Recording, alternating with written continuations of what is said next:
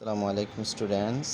দেখো তোমাদের ইংলিশ বইয়ে লেসন 4-এ time you old gypsy man, এটাতে এই কবিতাতেও কয়েকটা কোয়েশ্চেন আছে।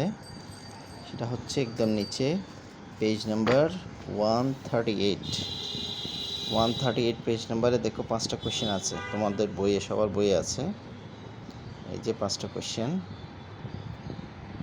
ঠিক আছে। এটার অ্যান্সার হচ্ছে এখানে এই যে 5টা, না বেশি নাকি, হ্যাঁ 5টাই তো, কিন্তু এখানে বেশি কেন? আচ্ছা যাই হোক, এই 5টা কোয়েশ্চেনের অ্যান্সার এখানে আছে তোমাদের। আই হোপ তোমরা দেখতে পাচ্ছ।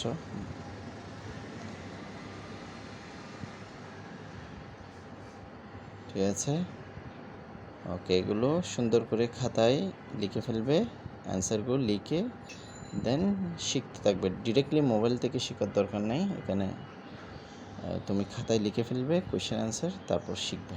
Thank you.